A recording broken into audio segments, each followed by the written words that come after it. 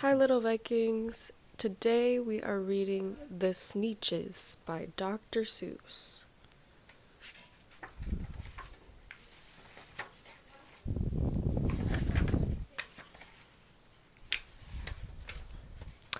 The Sneetches. Now the star-belly Sneetches had bellies with stars. The plain-belly Sneetches had none upon theirs. Those stars weren't so big, they were really so small. You might think such a thing wouldn't matter at all. But because they had stars, all the star-belly Sneetches would brag, "We're the best kind of Sneetch on the beaches." With their snoots in the air, they would sniff and they'd snot. "We'll have nothing to do with the plain-belly sort." And when they met some, when they were out walking, they'd hike right past them without even talking. When the star-belly children went out to play ball, could a plain belly get in the game? Not at all. You could only play if your bellies had stars, and the plain-bellied children had none upon theirs.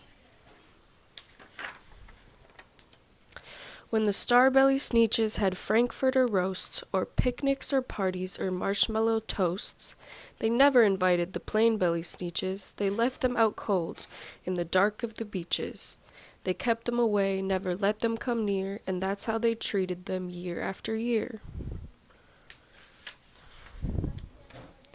Then one day, it seems, while the plain-belly Sneetches were moping and doping alone on the beaches, just sitting there wishing their bellies had stars, a stranger zipped up in the strangest of cars. "My friends," he announced in a voice clear and keen, "my name is Sylvester McMonkey McBean, and I've heard of your troubles, I've heard you're unhappy, but I can fix that, I'm the fix-it-up chappie. I've come here to help you, I have what you need, and my prices are low, and I work at great speed, and my work is 100% guaranteed." Then quickly Sylvester McMonkey McBean put together a very peculiar machine, and he said, "You want stars like a star-belly Sneetch? My friends, you can have them for $3 each.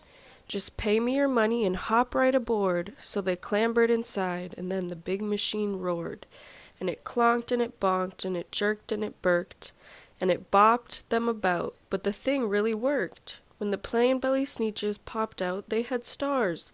They actually did. They had stars upon theirs. Then they yelled at the ones who had stars at the start. "We're exactly like you. You can't tell us apart. We're all just the same now, you snooty old smarties, and now we can go to your frankfurter parties." "Good grief," groaned the ones who had stars at the first. "We're still the best Sneetches, and they are the worst. But now how in the world will we know," they all frowned, "if which kind is what, or the other way round?"